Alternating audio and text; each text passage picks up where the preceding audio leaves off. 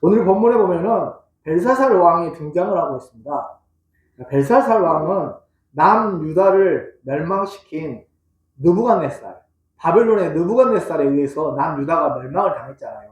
그래서 포로로 끌려가서 70년간 이제 바벨론에서 살게 되는데, 성경 말씀에는 벨사살이 느부갓네살의 아들로 이렇게 등장하고 있습니다. 오늘 본문에서 전도사님이 잘 읽어주셨는데, 그 본문에 보면은 느부갓네살이 붙인 느부갓네살이라고 되어 있거든요. 그러니까 느부갓네살의 아들로 나오는데, 그렇지 않고 이전에 여러 왕들이 있었대요. 역사책에 보면은. 그래서 느부갓네살 다음으로 아멜 마르둑, 성경에서는 에일 무로닥이라고 합니다. 에일 무로닥이 있었고, 그 다음에는 네르갈 살레셀이라고도 하고, 네르갈 살레셀. 그 다음에는 라바시 마르둑이라는 이름이 많아요. 네. 그 신들의 이름을 딴 것 같아요. 그 다음으로는 나보니두스가 있습니다. 그래서 이 벨사살은 바벨론의 마지막 왕인 나보니두스의 아들입니다. 그러니까 느부갓네살부터 쭉 이렇게 계보가 내려와서 조금 몇 대에 걸쳐서 이제 그 벨사살이 왕이 된 것이죠. 그러니까 바로 느부갓네살의 아들이 벨사살이 아니라는 거예요. 근데 이제 성경은 왜 그러면 느부갓네살의 아들이 벨사살이라고 하고 있냐? 그것은 성경의 독특한 기록 방식입니다. 조상들을 부친이라고 성경은 기록을 합니다. 그래서 그 느부갓네살이 부친이 되는 것입니다. 그런데 이제 바벨론의 마지막 왕이 나보니두스인데, 이 벨사살도 이제 마지막 왕이죠. 그런데 벨사살은 나보니두스의 아들입니다. 근데 나보니두스 그 왕은 매우 특이한 왕이었다고 그래요. 그는 왕이면서 바벨론에 테이마라는 곳이 있는데 그곳에 거주를 하였고 벨사살을 왕으로 세웠습니다. 그러니까 자기는 테이마라는 곳에서 유람하고 여행하면서 즐기는 그런 삶을 살고, 자기의 어떠든지 자기가 왕위에 있으면서도 또 왕을 세웠습니다. 그러니까 왕이 2명 있었던 거예요. 아들이 왕이고, 부친이 왕이고 아들이 왕이고, 네, 그렇게 되어 있는 그런 상황입니다. 그러니까 당시에 바벨론에 2명의 왕이 있었던 거예요. 특이하지 않습니까? 우리나라에는 2명의 왕인 경우가 거의 없죠. 예. 없죠. 예. 그런데 세상의 역사책에 벨사살이라는 이름이 없다고 그래요. 물론 헤로도투스의 역사책에는 나온다고 하는 그런 견해도 있긴 있습니다. 그런데 19세기 고고학의 발달과 함께 바벨론 지역을 탐구하였는데 거기에서 나보니두스가 자기의 아들 벨사살을 위해서 달신에게 이 사람들은 달을 신으로, 지금도 그러잖아요. 이란 이쪽권에서는 달신을 섬기거든요. 달신에게 자기 아들이 잘 되게 해달라고 그렇게 기도하고 있는 그런 내용이 있다고 합니다. 어쨌든 이것이 발견되어서 고고학에 의해서 발견되었다고 합니다. 그래서 성도님 여러분, 우리 성경이 얼마나 역사와 일치하는 것인가를 보여주고 있습니다. 성경은 대부분 일치하고 있습니다. 아까 에일 무로닥이라든지 여러 왕들에 대해서 말씀했는데 성경에 에일 무로닥이 나오거든요. 그러니까 그 역사책에서 기록된 그 내용이 일치하고 있습니다. 성경이 역사적 사실이라는, 어떻게 보면 성경은 역사책이라고 할 수도 있어요. 역사적 사실이, 그 당시에 역사적 사실이 기록됐습니다. 그러면 성도님도 오늘날 시대를 살아가는 우리에게, 신약 시대를 살아가는 우리는 물론 이 역사책에 그대로 이 역사에 하나님께서 이 역사를 중요하는 게 아니라 복음의 역사를 중요하게 생각하시죠. 그렇지만은 정치인들을 통해서도 역사를 이루어 가시지만 교회를 통해서도 분명히 하나님께서 역사를 이루어 가신다는 것을 우리들이 기억을 해야 됩니다. 그래서 이 교회의 역사에 있어서도 하나님께서 주관하시고 역사하시는 그 역사하심이, 하나님의 역사하심이 하나님의 구원 역사를 위해서 이루어 가시는 하나님의 역사가 있게 된다는 거예요. 그래서 성령의 역사가 계속적으로, 성령님의 역사가 계속적으로 있게 되는 것이죠. 네. 오늘 본문에 보면은 벨사살 왕이 귀족들과 함께 큰 잔치를 열었습니다. 그리고 이 왕이 매우 적절하지 않은 행동을 하게 되는데 그것은 그의 조부, 성경에는 부친이라고 되어 있으나 제가 말씀드린 대로 부친은 아닙니다.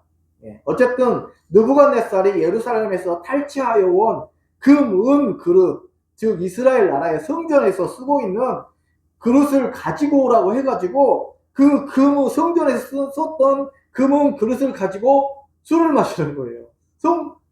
거룩한 그릇, 그것을 가지고 술을 마시는 그런 행동을 하고 있는데, 조부인 느부갓네살은 그래도 하나님과 친화적인 사람이었습니다.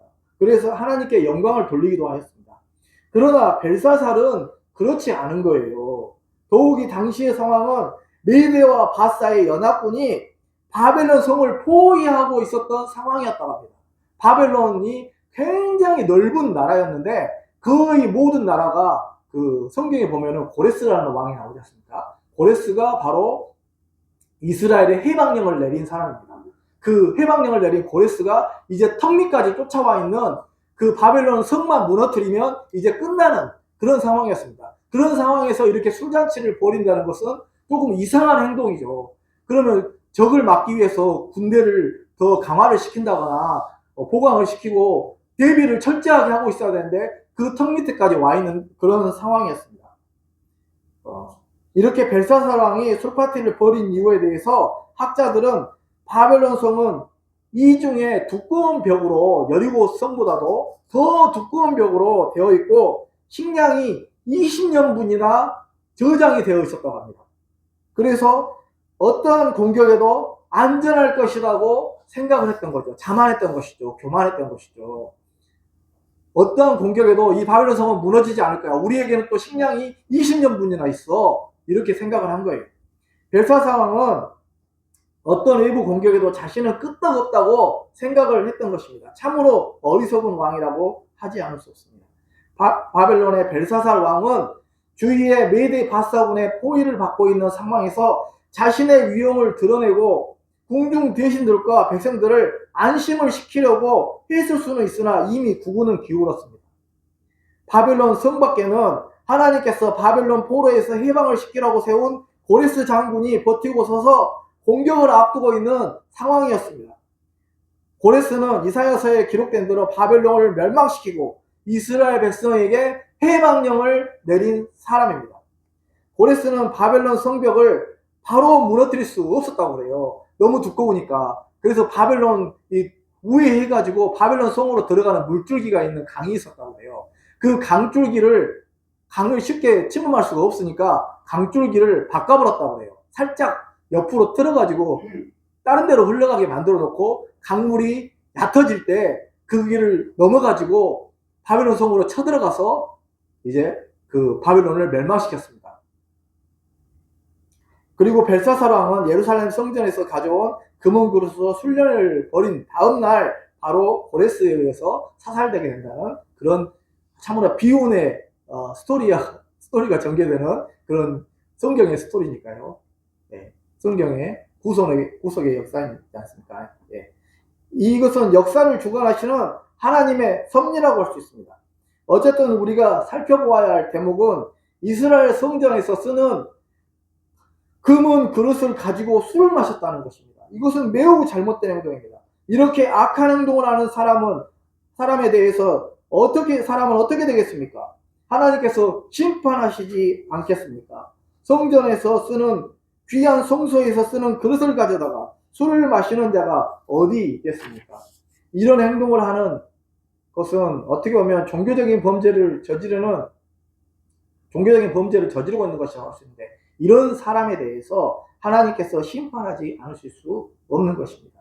그래서 술을 마시고 있는데 그때 왕궁 촛대 맞은편에서 손가락이 나와서 벽에다가 뭔가를 막 쓰고 있는 거예요. 손가락이 나와가지고 막 쓰니까 왕이 엄청 놀라는 거예요. 갑자기 사람의 손가락이 나와서 막 벽에다가 글씨를 쓰고 있습니다. 예. 그것을 본 왕은 얼굴빛이 변하고 굉장히 두려움이 그에게 임하게 되었습니다. 그 글자는 메네메네 데겔 우바르신이었습니다. 아람어로 쓰여졌다고 합니다. 그래서 당시에 바벨론 사람들은 글자를 읽을 수가 있었다고 그래요. 메네메네 데겔 우바르신이라고 읽을 수는 있는데 그게 과연 무슨 뜻이냐, 글자만 알지 뜻을 알 수가 없었습니다. 그래서 이 벨사살 왕은 이제 그 점쟁이라든지 술사라든지 바벨론에 그런 사람들을 불러가지고 이게 무슨 뜻이냐 물어보니까 알 수가 없는 거예요. 아무도 아는 사람이 없는 거예요. 그러니까 이제 그 벨사살 왕의 태후가 있습니다. 태후는 그 왕 바로 자기하고 함께 사는 왕비가 아니라 어머니입니다. 어머니가 이 다니엘이라는 사람이 있는데, 이 느부갓네살 왕 때라든지 여러 왕들에 있어 그때 꿈을 해석해주고 그랬던 아주 훌륭한 사람입니다. 그 사람을 불러가지고 한번 이 해석을 들어봅시다 하니까 다니엘을 불러가지고 이제 다니엘이 해석을 하는 거예요. 그래서 다니엘이 그 뜻을 보니까 저울에 달아보니 부족하다. 하나님 앞에서 보니까 그 교만함으로 행동함으로 말미암아서 부족해서 그 저울에 달아보니 그 권력이 합당하지 않다. 그래서 하나님께서 그 권력을 빼앗아서 그 메대 바사의 고레스에게 넘겨주게 된다. 이런 내용이 이제 거기에 들어있게 되는 것입니다. 그러면 오늘 본문에서 벨사살 왕이 과연 심판을 받은 이유가 무엇인지 한 3가지 정도로 살펴보겠습니다. 첫 번째는 하나님께서 권세를 주셨음을 인식하지 못했다는 것입니다. 권세는 역사의 주관자는 하나님이시고 하나님께서 구원 역사를 위해서 권세를 주셨는데 그 권세를 제대로 알지 못합니다. 이방 나라에까지 하나님의 그 권세가 임합니다. 임하지 않는 게 아닙니다. 하나님께서 이사야 선지자라든지 그때 다른 나라에 대해서도 심판하십니다. 오늘날의 역사에 있어서 우리는 바로 다이렉트로 예수님이 세상 역사에 개입하신다 그렇게는 말하기는 참 어려운 것 같긴 해요. 어려움이 있지만은 그러나 간접적으로라도 주님께서 구원의 역사를 위해서 세상 역사를 주관하고 계심이 확실한 거거든요. 그래서 우리 성도는 나라를 위해서 기도해야 되고 또 세계를 위해서, 세계 선교를 위해서 그렇게 기도를 해야 됩니다. 그래서 주님께서 세계 선교의 이 복음의 역사가 어떻게 보면 이것이 이제 하나님 나라가 우리에게 임한 거잖아요. 그래서 이제 세상 나라도 우리가 존중을 하지만 이게 그리스도인은 칼빈에 의하면 이중 시민이라고 합니다. 세상 나라의 시민이면서 동시에 하나님 나라의 시민이에요. 그러면 우리는 하나님 나라 시민의 그 위치를 더욱 중시하면서 또 세상 나라의 시민으로서 세상 나라의 법도 잘 지키면서 살아야 됩니다. 이중 시민이에요. 나쁜 의미의 이중적, 우리가 이중적이라 하면은 이중성을 쓰지 말아라 이런 말을 하잖아요. 그런 이중적인 의미가 아니라 두 개의 동시에 속해 있다 그 말입니다. 그래서 세상의 법도 잘 지켜야 돼요. 세상의 정치에 대해서 투표도 하고 선거도 하고 그렇게 해야 됩니다. 우리의 자기의 개인적인 성향에 따라서. 그러니까 그렇긴 하는데 우리가 결정적으로는 하나님 나라 백성이니까 하나님 나라의 선교가 잘 이루어질 수 있도록 복음이 널리 전파될 수 있도록 우리가 그렇게 기도하고 하나님 나라 선교를 위해서 최선을 다해서 노력하고 하나님 나라 복음의 역사가 분명히 이방 나라에도 임하고 북한 땅에도 임하고 중국 땅에도 임하고 여러 나라에도 임할 것이다 라는 그런 확신을 가지고 우리가 복음을 열심히 전해야만 되는 것이죠. 그것이 구원의 역사이고 하나님의 나라 역사인 줄로 믿습니다. 그래서 하나님께서 이렇게 권세를 주셨다는 것을 인식하지 못했습니다. 왕이여 지극히 높으신 말씀에 이렇게 됐습니다. 왕이여 지극히 높으신 하나님이 왕에 붙인 느부갓네살에게 나라와 큰 권세와 영광과 위엄을 주셨고 그에게 큰 권세를 주셨으므로 백성들과 나라들과 언어가 다른 모든 사람들이 그의 앞에서 떨며 두려워했으며 그는 임으로 죽이며 임으로 살리며 임으로 높이며 임으로 낮췄다. 왕이 사람을 임으로 죽이기도 하고 임으로 높이기도 하고 임으로 낮추기도 하고 모든 것을 왕이 그렇게 했습니다. 왕에게 권세를 줬습니다. 느부갓네살에게 권세를 줬습니다. 그뿐만 아니라 느부갓네살 이후에 왕들도 그랬고 나보니두스 그리고 이제 벨사살 왕까지 와서도 벨사살에게도 이런 권한을 하나님께서 주신 거예요. 그런 엄청난 권한 아닙니까? 사람들이 그 앞에서 두려워 떨고 임으로 죽이며 임으로 살리며 임으로 높이며 임으로 낮추는 이러한 일들을 하는 것이 왕으로서의 하나님 다음으로 엄청나게 높여주신 거 아닙니까? 그러면 하나님께서 이것을 높여주셨고 하나님께서 나에게 이런 권세를 주셨다는 것을 알고 굉장히 겸손하고 그렇게 하나님께서 그것을 인식을 하고 겸손해야 되는데 그렇게 하지 못했다는 것입니다.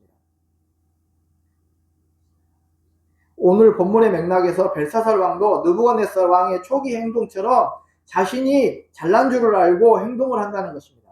역사의 주관자이신 하나님께서 자신을 왕으로 삼으셨음을 인식하지 못한다는 것입니다. 이것은 매우 어리석은 행동이라는 것입니다.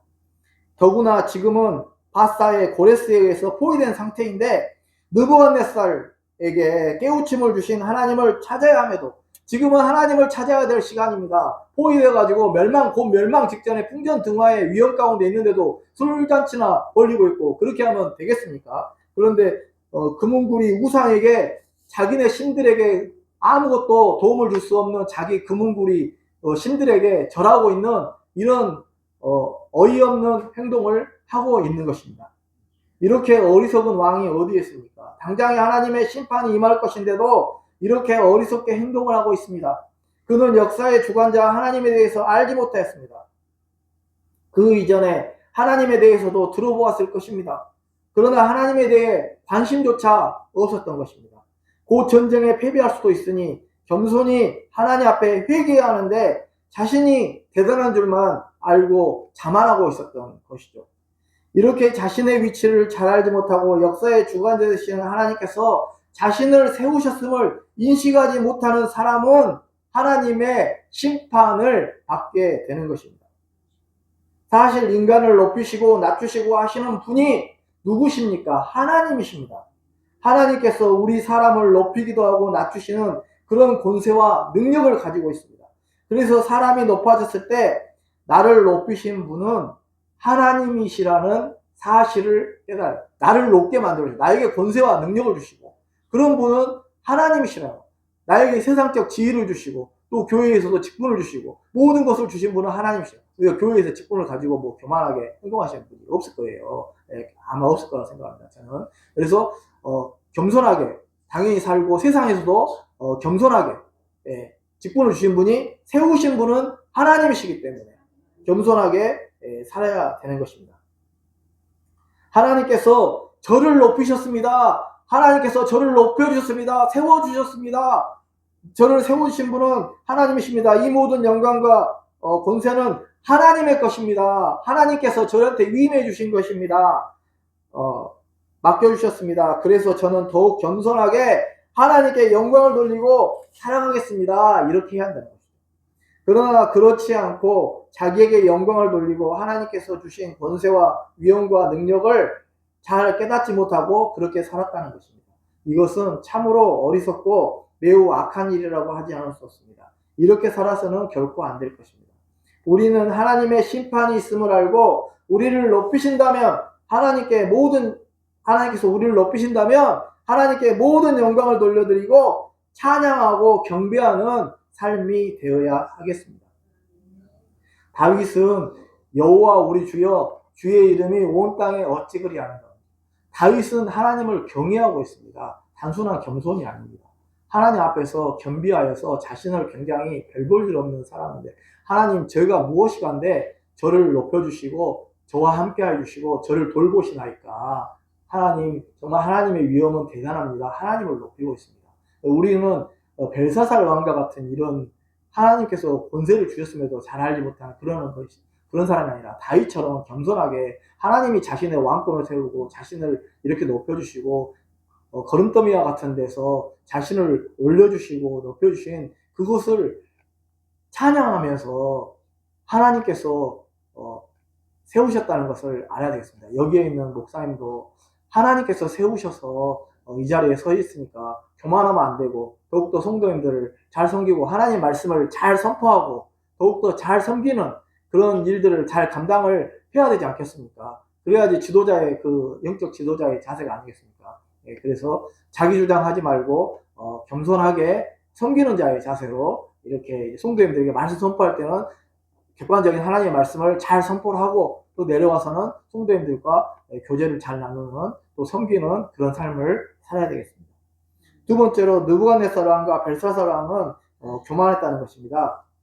이것은 말씀드린 대로 자기의 지위를 인식하지 못하고 교만해지는 그런 삶을 산다는 것입니다. 벨사살 왕도 교만하게 행동을 하고 있습니다. 겸손하게 행동을 해야 되는데 하나님께서 자신에게 주신 권세를 인식하지 못하고 교만하게 행동을 한 것입니다.